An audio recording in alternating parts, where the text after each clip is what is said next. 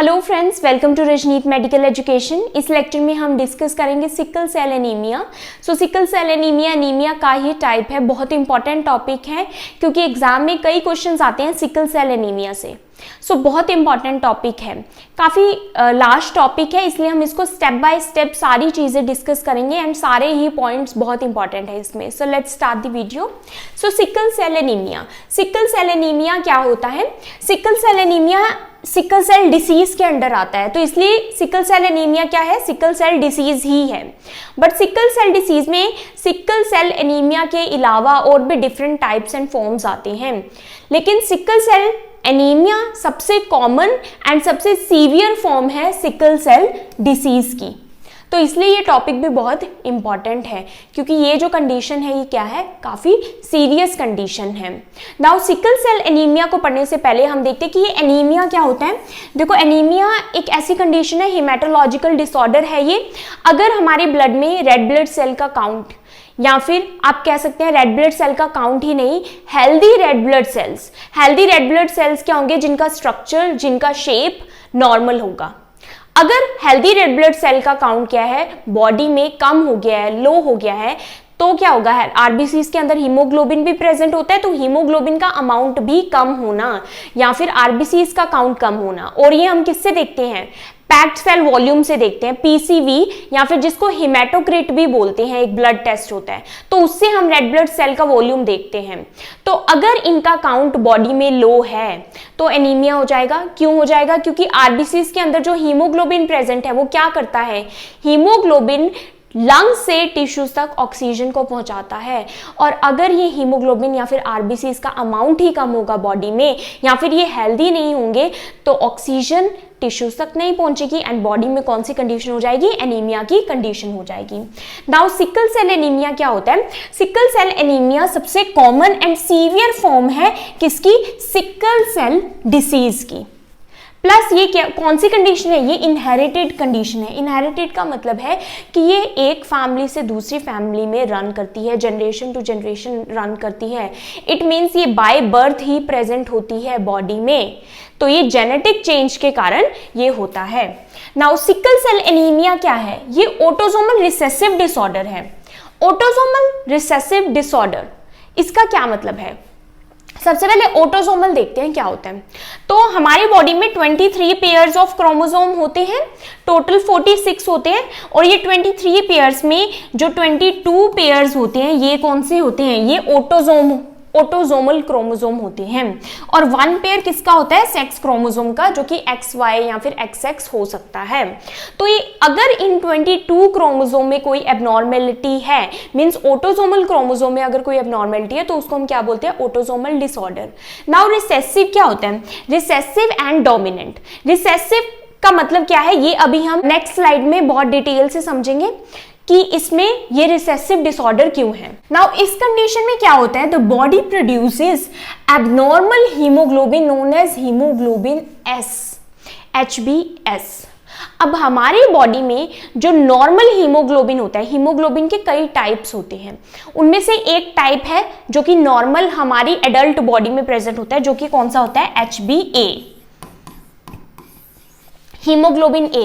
ये normal adult body में present होता है। अब हीमोग्लोबिन A में क्या होता है? 2 अल्फा चेन्स होती हैं ग्लोबिन की एंड 2 ही बीटा चेन्स होती हैं। 2 alpha and 2 beta chains globin chains जो होती हैं, क्योंकि हीमोग्लोबिन किससे बना है? हीम प्लस ग्लोबिन से बना है। तो HbA एडल्ट, जो कि एडल्ट में नॉर्मल हीमोग्लोबिन होता है, वो होता है HbA। नाउ यहां पर HbA की जगह कौन सा हीमोग्लोबिन प्रेजेंट है? HbS, सिकल सेल में। तो S फॉर सिकल, ओके। तो HbS कैसे बना?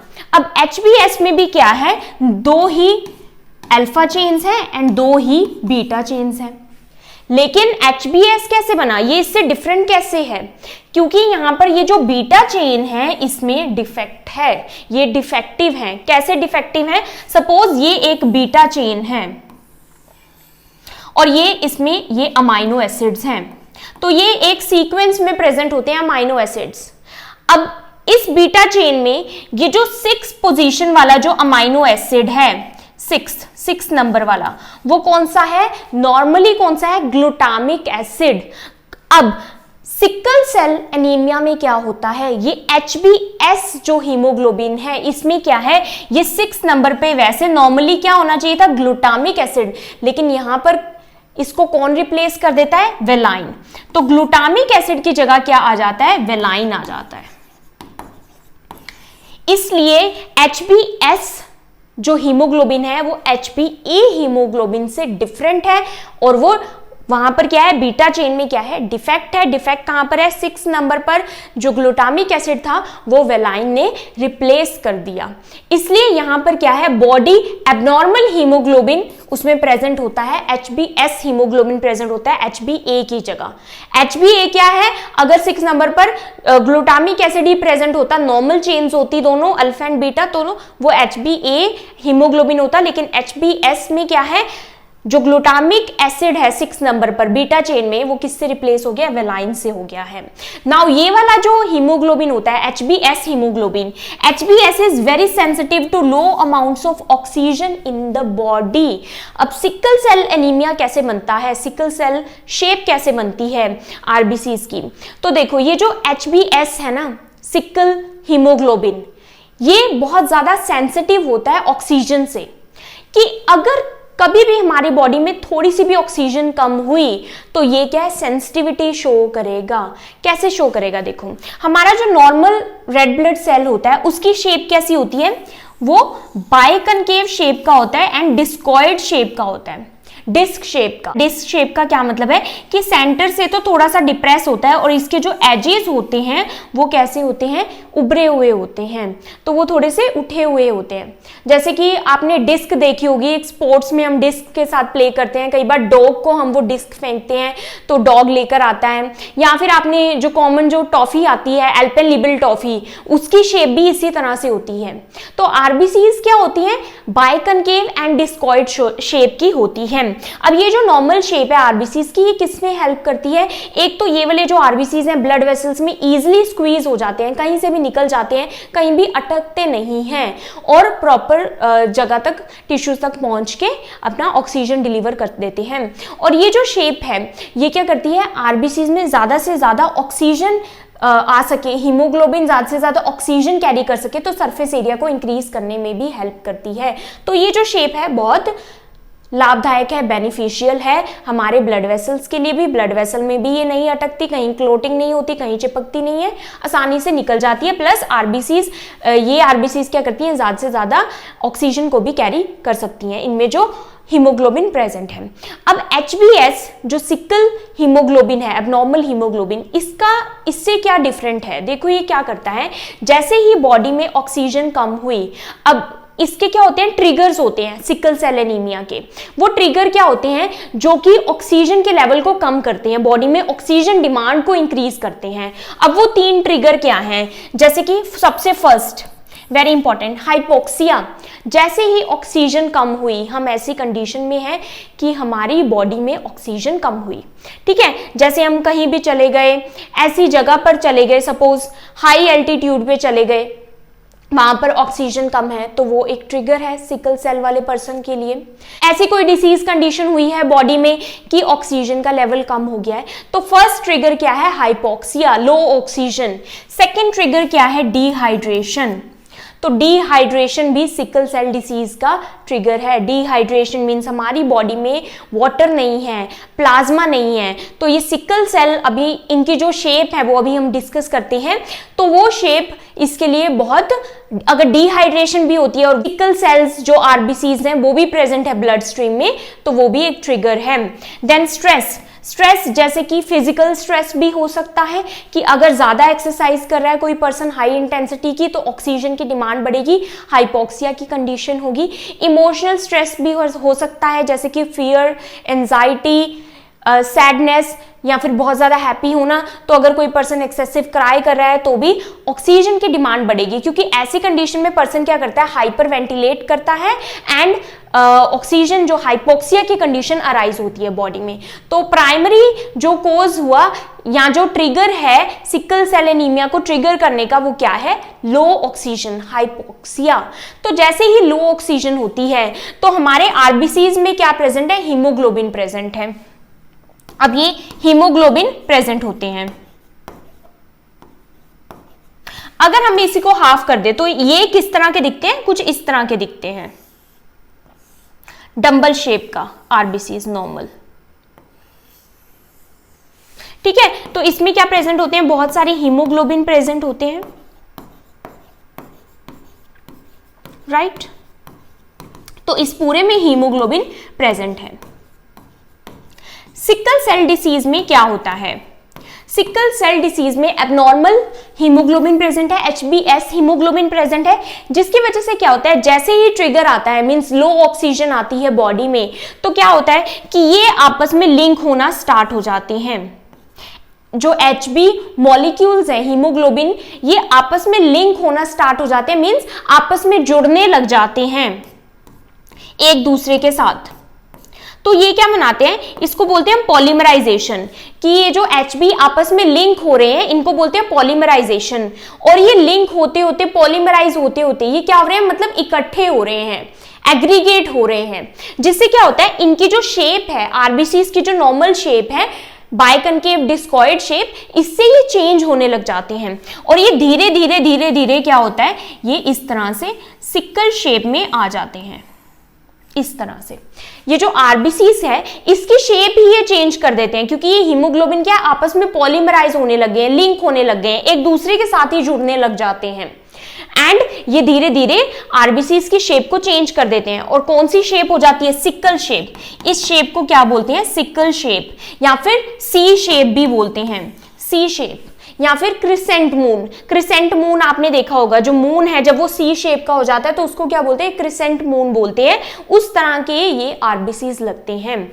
तो ये जो सिकल शेप्ड आरबीसीज जब बन जाते हैं, अब ये बताओ कि ये जो नॉर्मल आरबीसी है और ये सिकल शेप आरबीसी है, दोनों अगर ब्लड में फ्लो कर रहे हैं तो ज्यादा ब्लॉकेज करने के चांसेस किसके हैं? Discoid shape. ये जो डिस्क शेप आरबीसीज हैं बाइकनकेव, ये तो क्या है? इजिली स्क्वीज हो जाते हैं और इनके एजेस भी क्या है? स्मूथ है, ये कहीं से भी निकल जाते हैं।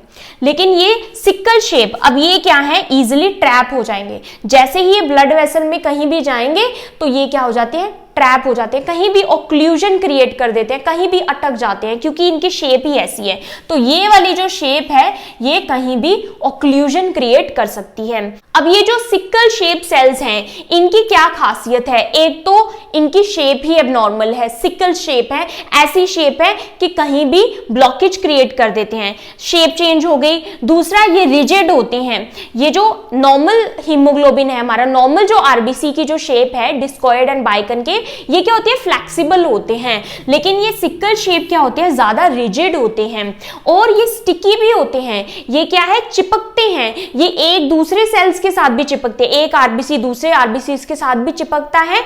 प्लस ये जो सेल्स हैं ये क्या करते हैं? ब्लड वेसल की जो लाइनिंग है, एंडोथीलियल लाइनिंग, जैसे ब्लड वेसल सर्कुलेशन में ये मूव हो रहे हैं तो ब्लड वेसल की एंडोथीलियल लाइनिंग के साथ भी ये अडहेशन होती है इनकी, मींस चिपकते हैं ये। तो ये जो एचबीएस हीमोग्लोबिन है, ये हीमोग्लोबिन क्या करता है? ये अडहियर होता है, ये स्टिकी हीमोग्लोबिन है। तो ये हीमोग्लोबिन आपस में भी चिपकने लग जाता है लो ऑक्सीजन में, और ये क्या करते हैं? जैसे ही शेप चेंज हुई ये एक दूसरे के साथ भी चिपकने लग जाते हैं, आरबीसीज ब्लड वेसल की लाइनिंग के साथ भी चिपकने लग जाते हैं। Now next is body make sickle shaped crescent RBCs. तो बॉडी क्या बनाती है? इसमें सिकल शेप और क्रिसेंट शेप की आरबीसीज बनाती है। ये सेल्स क्या करते हैं? Impair circulation. सर्कुलेशन को इंपेयर कैसे करते हैं? देखो ये शेप क्या है, ये अगर सर्कुलेशन में ऐसे सिकल शेप के आरबीसीज मूव हो रहे हैं तो जैसे बड़ी वेसल्स होंगी वहां से तो निकल जाएंगे, लेकिन अगर स्मॉल नैरो वेसल हो गई तो नैरो या फिर स्मॉल जो कैपिलरीज होती हैं वहां पर जाके ये अटक जाएंगे, वहां पे जाके ये ब्लॉकेज क्रिएट करेंगे, ऑब्स्ट्रक्शन क्रिएट करेंगे। तो अगर एक पर्टिकुलर जो ब्लड वेसल है वो किसी ऑर्गन को ब्लड सप्लाई प्रोवाइड करी है और वहां पर ब्लॉकेज हो जाती है तो उस ऑर्गन को ब्लड सप्लाई नहीं मिलेगी एंड वहां पर नेक्रोसिस होनी स्टार्ट हो जाएगी and result in chronic ill health periodic crisis, अब जिस पर्सन को सिकल सेल एनीमिया होता है उसकी जो हेल्थ है वो इल रहती है। क्यों? जैसे ही कोई ट्रिगर आया तो उसको सिकल सेल एनीमिया हो जाता है। सिकल सेल एनीमिया तो है लेकिन उसका एपिसोड, उसके सिम्टम्स स्टार्ट हो जाते हैं, जो सडन क्राइसिस आते हैं सिकल सेल के वो स्टार्ट हो जाती हैं। लॉन्ग टर्म कॉम्प्लिकेशंस, इसमें क्या लॉन्ग टर्म कॉम्प्लिकेशंस आती हैं and premature death of RBCs. जो आरबीसीज का नॉर्मल लाइफ स्पैन होता है वो क्या होता है 120 डेज, लेकिन सिकल सेल एनीमिया वाले का जो सिकल सेल्स होते हैं आरबीसीज उनका जो लाइफ स्पैन होता है वो कितना होता है सिर्फ 10 to 20 डेज। और ये 10 to 20 डेज के विद इन मैक्स 20 डेज में ये डाई हो जाते हैं, तो उनके प्रीमेच्योर डेथ हो जाती है।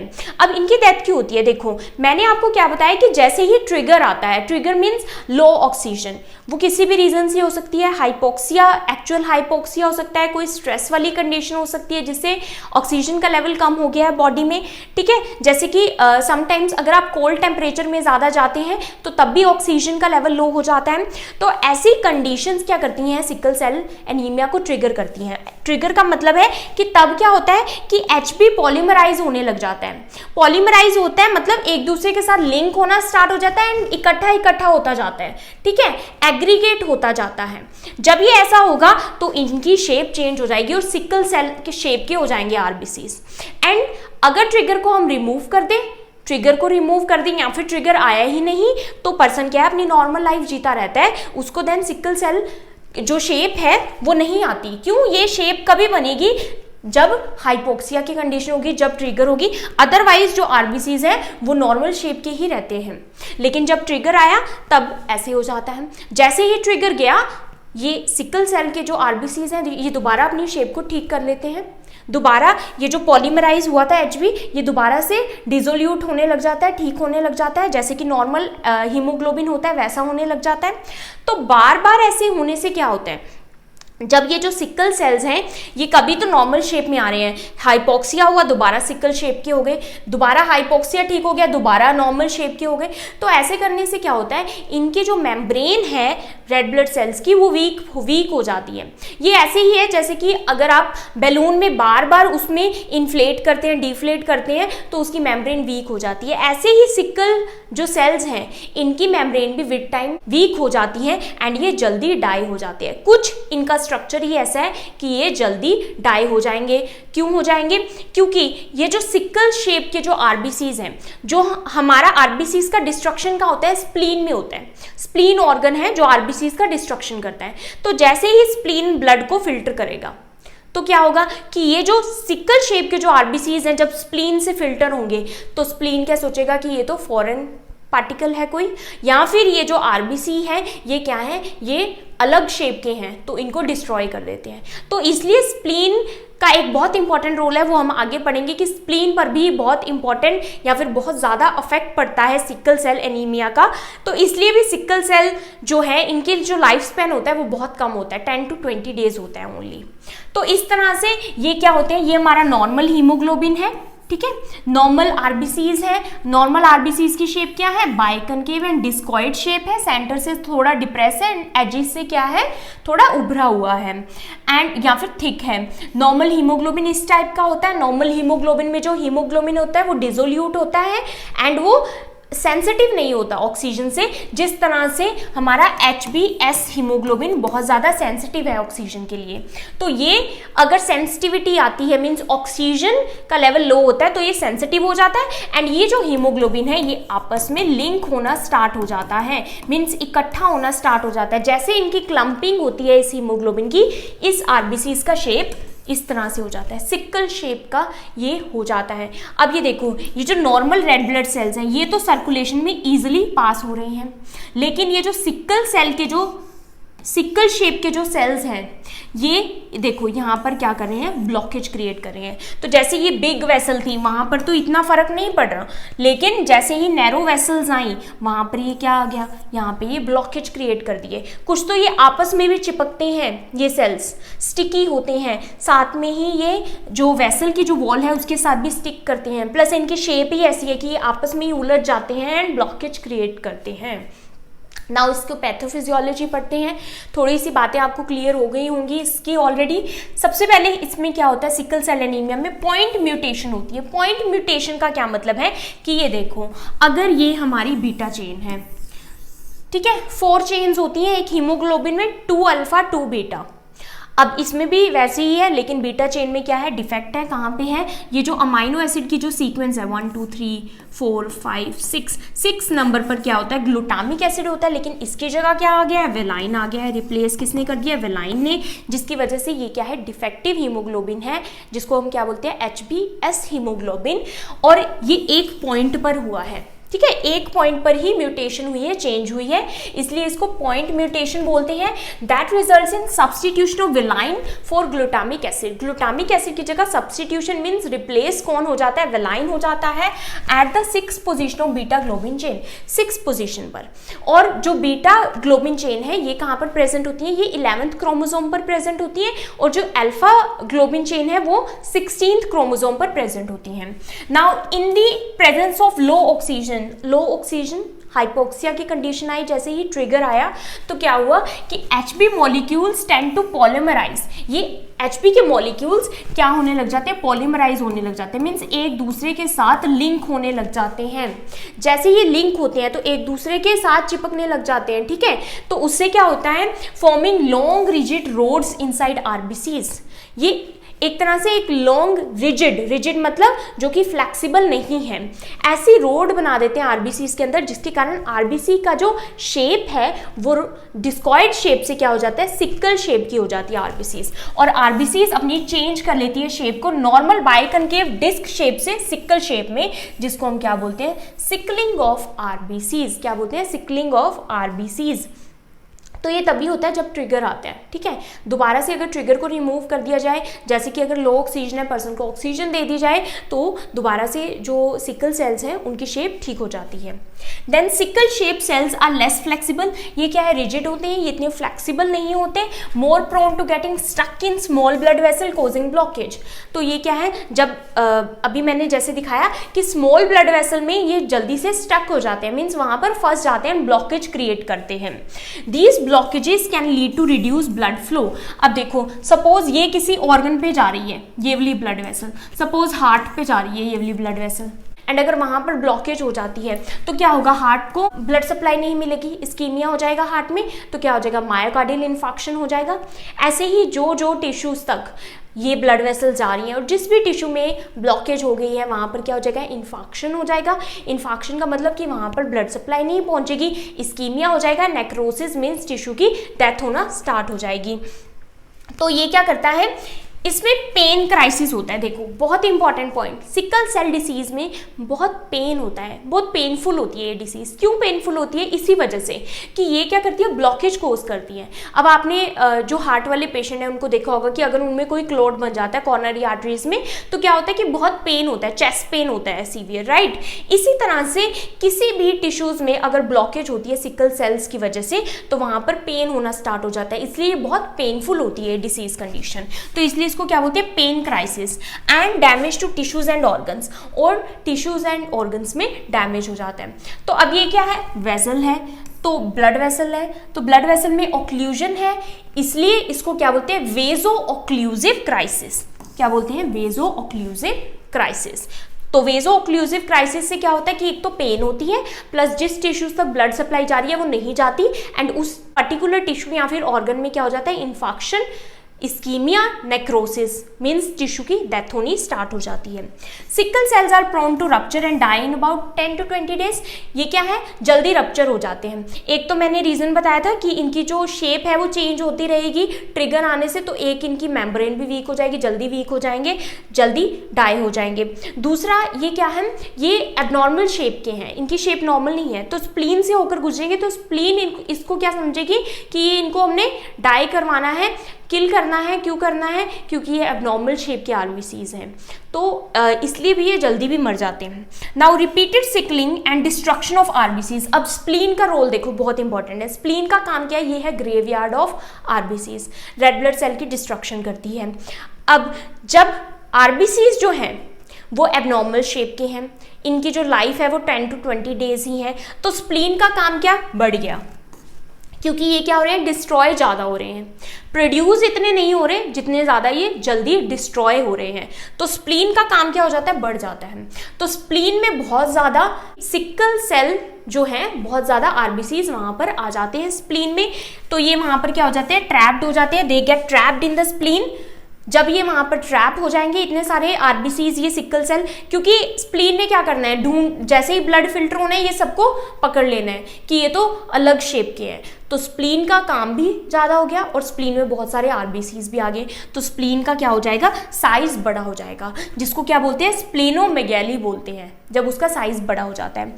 और इसको क्या बोलते हैं, एक्यूट स्प्लीन सिक्वेस्ट्रेशन भी बोलते हैं। Now acute spleen sequestration very important. इसमें क्या होता है, जब आरबीसीज जो कि सिकल शेप के हैं, जब ये सिकल शेप के हो जाएंगे सारे आरबीसीज कोई ट्रिगर की वजह से, तो स्प्लीन में बहुत सारे सिकल शेप आरबीसीज ट्रैप हो जाएंगे और ये सबको क्या करने लग जाएगा, किल करने लग जाएगा, डिस्ट्रॉय करने लग जाएगा स्प्लीन।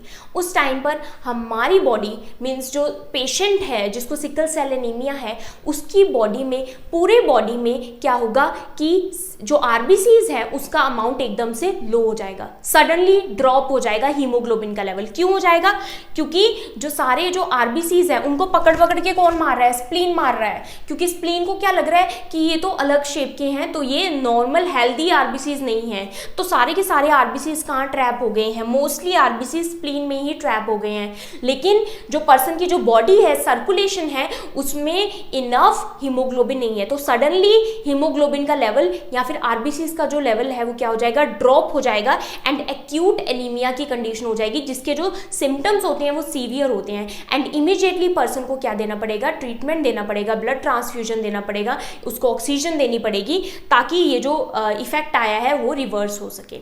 सेकेंड थिंग इंपॉर्टेंट, एक पहली ये इंपॉर्टेंट चीज़ थी, दूसरी चीज़ क्या है, स्प्लेनिक इन्फेक्शन। स्प्लीनिक इन्फेक्शन क्या है कि मैंने बताया कि ये ब्लड वेसल्स अगर किसी ऑर्गन को सप्लाई कर रही हैं और अगर उसमें ऑक्लूजन आ जाता है, ऐसे ही अगर स्प्लीन को सप्लाई कर रही है और स्प्लीन में ऑक्लूजन आ गया जो ब्लड वेसल सप्लाई कर रही थी, तो स्प्लीन को प्रॉपर ब्लड सप्लाई नहीं मिलेगी, तो स्प्लीन इन्फेक्शन हो जाएगा। उसको क्या बोलेंगे, स्प्लीन इन्फेक्शन। जैसे हार्ट में क्या बोलते हैं, मायोकार्डियल इन्फेक्शन बोलते हैं। तो ऐसी कंडीशन में क्या होगा, जब बार बार ऐसे होगा तो स्प्लीन का जो साइज है विद टाइम क्या हो जाएगा, स्मॉल होता जाएगा। पहले क्या हो गया, एक्यूट कंडीशन में क्या हो गया, एनलार्ज हो गया, स्प्लीनोमेगैली हो गया। लेकिन विद टाइम जब बार बार क्या होगा, ऑक्लूजन हो रहा है, तो स्प्लीन को भी प्रॉपर ब्लड सप्लाई नहीं मिलेगी और स्प्लीन का साइज क्या हो जाएगा, विद टाइम रिड्यूस हो जाएगा, श्रिंक हो जाएगा। स्प्लीन क्या हो जाएगी, नॉन फंक्शनल हो जाएगी, वो अपना फंक्शन अच्छे से परफॉर्म नहीं करेगी। उस कंडीशन को क्या बोलते हैं, ओटोस्प्लेनेक्टमी। ओटोस्प्लेनेक्टमी मतलब अपने आप ही स्प्लीन का जो फंक्शन है वो खत्म हो गया। स्प्लेनेक्टमी क्या होता है, स्प्लीन का रिमूवल होना। तो हमारी बॉडी में क्या होगा, जिस पेशेंट को सिकल सेल एनीमिया होगा उस पेशेंट को ओटोस्प्लेनेक्टमी मींस अपने आप ही स्प्लीन का जो फंक्शन है वो बंद हो गया है। क्यों हो गया, क्योंकि स्प्लीन के जो टिश्यूज है वो धीरे धीरे उनकी डेथ होने लगी है। क्यों होने लगी है, एक तो स्प्लीनोमेगैली भी हो गया, दूसरी चीज क्या हुई है कि स्प्लीन को इन्फेक्शन हो गया, वहां पर प्रॉपर ब्लड सप्लाई नहीं है, इस्कीमिया की वजह से स्प्लीन का फंक्शन रिड्यूस हो गया है। जिससे क्या होगा, स्प्लीन का एक और काम है इंपॉर्टेंट, एक तो ये आरबीसीज को भी डिस्ट्रॉय करता है, जो damage and worn out RBCs होते हैं उनको डिस्ट्रॉय करता है, प्लस सेकंड थिंग ये इन्फेक्शन से भी फाइट करता है। कैसे करता है, ये ब्लड को फिल्टर करता है और उसमें जो बैक्टीरियाज होते हैं, फॉरेन पार्टिकल होते हैं, उनको किल करता है, रिमूव करता है। तो अगर ओटोस्प्लेनेक्टमी हो जाएगा, इसका फंक्शन जो है वो नहीं, ये फंक्शन नहीं परफॉर्म कर रही, तो क्या होगा, इन्फेक्शन का रिस्क भी इंक्रीज हो जाएगा। और स्पेशली कौन से इन्फेक्शन का, स्ट्रेप्टोकोकल निमोनिया का, हीमोफाइलस इन्फ्लुएंजा का एंड नाइजेरिया मेनिंजाइटिस, ये तीनों जो इन्फेक्शन है उसके रिस्क इंक्रीज हो जाएंगे। इसलिए इन तीनों के अगेंस्ट वैक्सीनेशन या फिर इम्यूनाइजेशन भी दी जाती है अगर स्प्लेनेक्टमी हो गई है। नाउ कोजेज इसके क्या है, तो कोजेज इसका क्या है, जेनेटिक है, ऑटोसोमल रिसेसिव डिसऑर्डर है। ये ऑटोसोमल हमने देख लिया था, रिसेसिव अभी हम देखते हैं। तो इसमें क्या होता है, बाय बर्थ ही ये प्रेजेंट होता है, क्योंकि बाय बर्थ ही पर्सन के क्या होता है, HBS जीन प्रेजेंट होता है। अब इसमें एक और चीज है कि जब तक जो बेबी है बर्थ के 6 मंथ्स बाद तक उसको सिम्टम शो नहीं होते सिकल सेल एनीमिया के। क्यों नहीं होते, क्योंकि बाय बर्थ और इंट्रा यूट्राइन लाइफ में भी जो पर्सन के अंदर, बेबी के अंदर जो हीमोग्लोबिन होता है वो होता है HbF, F for foetal haemoglobin. अब ये फीटल हीमोग्लोबिन 6 मंथ्स के बाद रिप्लेस होना स्टार्ट होता है HbA में, एडल्ट वाले में। तो HbF जो हीमोग्लोबिन है इसमें अल्फा चेन भी होती है 2, लेकिन इसमें 2 बीटा चेन्स नहीं होती, इसमें 2 गामा चेन्स होती हैं। ये जो गामा चेन्स है, अगर बीटा चेन्स है ही नहीं तो ये जो डिफेक्ट है HbS डिफेक्ट, ये किसका है? बीटा चेन का है। बीटा चेन के 6th अमाइनो एसिड का है, लेकिन यहाँ पर बीटा चेन नहीं है 6 मंथ तक, इसलिए कोई भी साइन एंड सिम्टम शो नहीं होता सिकल सेल एनीमिया का। 6 मंथ्स के बाद ये रिप्लेस हो जाता है HbS से। अगर सिकल सेल एनीमिया है पर्सन को तो उसमें HbS में रिप्लेस हो जाएगा, अगर नॉर्मल पर्सन है तो HbA में रिप्लेस हो जाएगा। देन 6 मंथ पर जो साइन एंड सिम्टम्स है सिकल सेल एनीमिया के वो शो होंगे।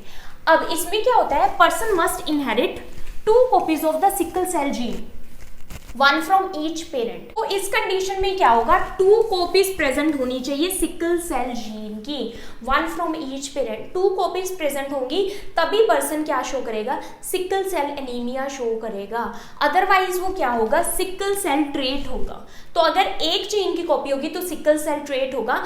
क्यों? क्योंकि ये क्या है? रिसेसिव डिसऑर्डर है, ये डोमिनेंट डिसऑर्डर नहीं है। डोमिनेंट का मतलब क्या है? तो सपोज HbS जो है, ये वाला हीमोग्लोबिन क्या है? ये सिकल सेल का जीन है, ये सिकल को शो कर रहा है ये जीन, HbS जीन। लेकिन अगर HbA जीन भी प्रेजेंट है तो एक कॉपी HbA की, एक कॉपी HbS की, तो ये क्या होगा? ये सिकल सेल ट्रेट होगा, क्योंकि एक कॉपी नॉर्मल है एंड एक कॉपी एबनॉर्मल है।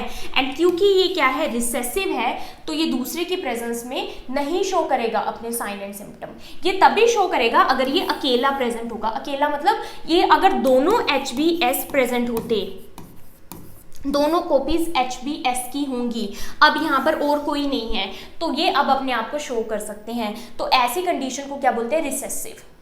लेकिन अगर यही डोमिनेंट होता, अगर ये कंडीशन, तो अगर SA के साथ भी प्रेजेंट होता तब भी अपने जो सिम्टम्स हैं ये अपने आप को शो करता। लेकिन क्योंकि ये रिसेसिव कंडीशन है इसलिए ये 2 कॉपीज प्रेजेंट होनी चाहिए इसकी सिकल सेल जीन की। ये जो एबनॉर्मल हीमोग्लोबिन है उसकी 2 कॉपीज प्रेजेंट होनी चाहिए। कैसे?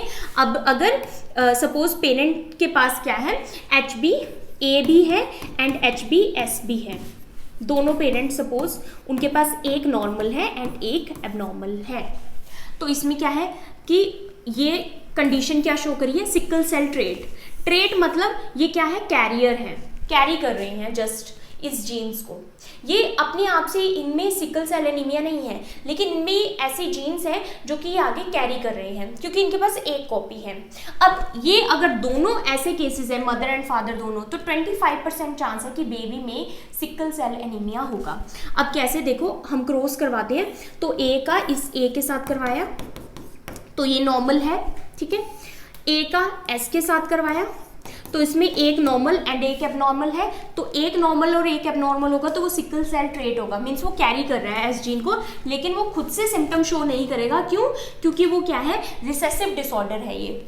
अब एस की करवाते हैं, ए एंड एस, इसमें भी सेम, एक ए है और एक एबनॉर्मल है, तो ये भी ट्रेट है, सिकल सेल ट्रेट। अब एस का एस के साथ करवाएंगे तो यहाँ पे ये दोनों क्या है? अब अकेले आ गए। अब एस के साथ और कोई नहीं है दिखाने वाला, दोनों ही एस हैं, तो यहाँ पे ये दोनों कॉपी प्रेजेंट है, तो ये कंडीशन क्या होगी? 25% चांसेस है, क्योंकि 4 में से ये क्या है? 25% चांसेस है कि ये पर्सन क्या होगा। अब अगर ये वाली कॉपी आ जाती है, एस और एस आ जाते हैं, तो ये सिकल सेल एनीमिक पेशेंट होगा। इसलिए इसको क्या बोला गया? ऑटोसोमल रिसेसिव डिसऑर्डर बोला गया है। Also this is inherited.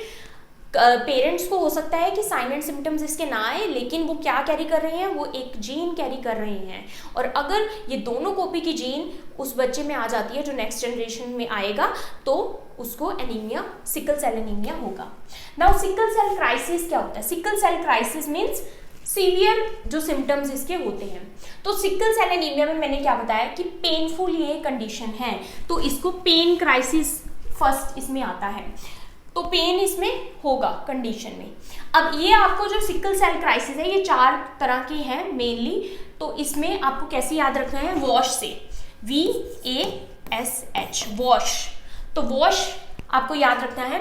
We से क्या है? वेजो ओक्लूसिव क्राइसिस। तो वेजो ओक्लूसिव क्राइसिस मैंने बताया कि जब ब्लड वेसल में ये ओक्लूजन क्रिएट करेंगे तो बहुत ही पेनफुल कंडीशन होती है, जिसको क्या बोलते हैं? वेजो ओक्लूसिव क्राइसिस।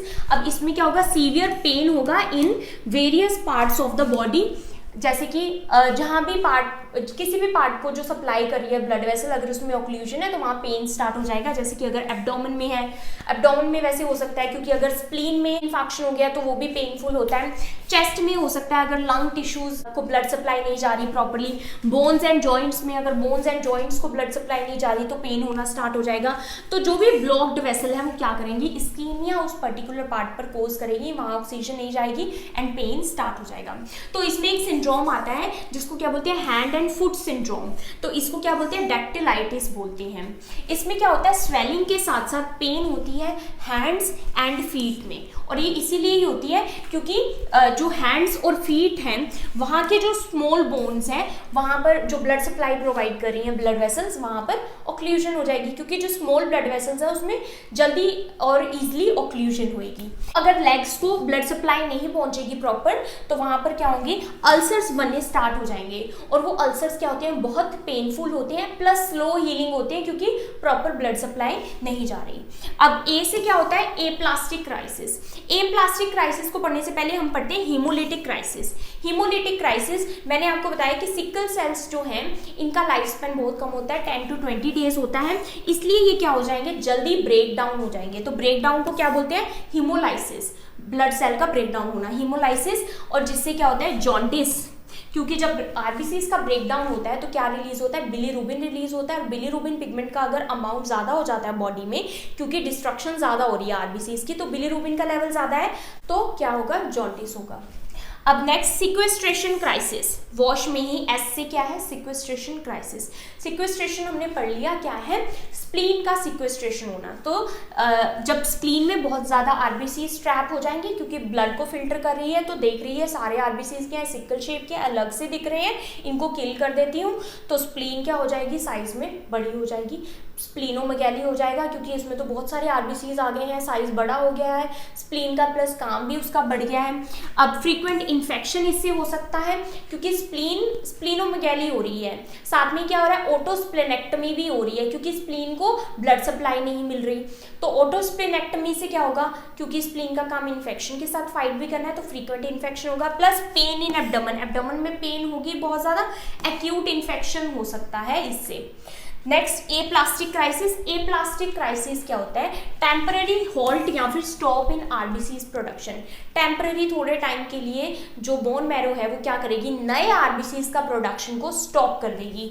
ये क्यों होता है, अगर सिकल सेल एनीमिया वाले पर्सन को साथ में क्या हो गया, पर्वोवायरस B19 हो गया है, तो ये क्या करता है, ट्रिगर करता है बोन मैरो को, ट्रिगर करता है बोन मैरो को अफेक्ट करता है ताकि नए आरबीसीज की प्रोडक्शन ना हो। जब नए आरबीसीज की प्रोडक्शन नहीं होगी तो उसको क्या बोलेंगे, एप्लास्टिक क्राइसिस। अब ये क्राइसिस क्यों है, क्योंकि एकदम से एक्यूट एनीमिया की कंडीशन देखने को मिलेगी जो कि सीवियर होती है एंड इमीडिएटली लाइफ ट्रीटमेंट जो है पर्सन को देना होता है।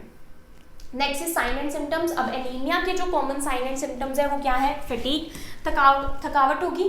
क्यों होगी, क्योंकि जो हमारे टिश्यूज हैं उसको ऑक्सीजन नहीं मिल रही आरबीसीज का अमाउंट कम होने से। पेलर क्या होता है कि हल्का सा जो कलर है वो चेंज हो जाता है हमारे बॉडी का। हमारे जो बॉडी है उसका नॉर्मल कलर हीमोग्लोबिन की वजह से है, तो वो कलर आरबीसीज की वजह से, हीमोग्लोबिन की वजह से, जो कि हल्का सा रेडिश है। पेलर क्या होता है, वो कलर ना दिखाई देना, जो हमारा नेचुरल कलर है हल्का सा रेडिश, वो कलर नहीं दिखाई देगा, तो कलर का लॉस हो जाएगा, कलर हल्का हो जाएगा हमारी बॉडी का। तो वो कैसा होगा, हल्का सा वाइटिश कलर होगा। जो एनीमिक पेशेंट होते हैं उनका जो कलर होता है वो हल्का सा वाइटिश होता है। नेचुरल जो रेड कलर होता है हमारी बॉडी में, चाहे आप नेल्स देख लीजिए तो वो नहीं होंगे वैसे, जब आप नेल्स को दबाते हो तो ब्लड सप्लाई रुक जाती है और ये वाइट दिखते हैं हल्के से, ऐसा कलर हमारी बॉडी का होगा, that is pallor. Next is shortness of breath. जब बॉडी में ऑक्सीजन नहीं मिलेगी तो हमारी बॉडी क्या कोशिश करेगी, ऑक्सीजन लेने की कोशिश करेगी, तो शॉर्टनेस ऑफ ब्रेथ करेगी, हाइपरवेंटिलेट करेगी।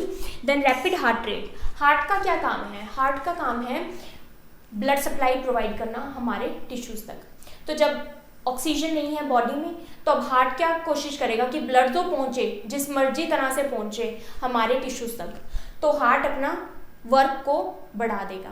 जब हार्ट अपना वर्क बढ़ाएगा तो क्या होगा, इंक्रीज कर देगा हार्ट रेट को, ताकि ज़्यादा से ज़्यादा ब्लड पंप हो सके बॉडी पर।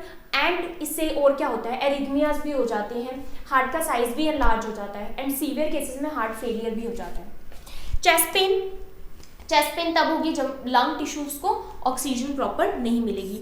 जॉन्डिस हमने पढ़ लिया क्यों हो रहा है, आरबीसीज का डिस्ट्रक्शन बहुत ज़्यादा हो रहा है, अर्ली डिस्ट्रक्शन हो रहा है, बिलीरुबिन के डिपोजिशन के कारण जॉन्डिस हो रहा है। Delayed growth, proper blood supply नहीं है, ऑक्सीजन टिश्यूज तक नहीं पहुंच रही, तो ग्रोथ डिले होगी। फीवर, अब क्योंकि फ्रीक्वेंट इन्फेक्शंस भी उस पर्सन को हो सकते हैं जिसको सिकल सेल एनीमिया है। क्यों हो सकते हैं, क्योंकि जो स्प्लीन है उसका काम है इन्फेक्शन के साथ फाइट करना। ऑटोस्प्लेनेक्टमी के कारण क्या हो रहा है, फीवर भी हो सकता है।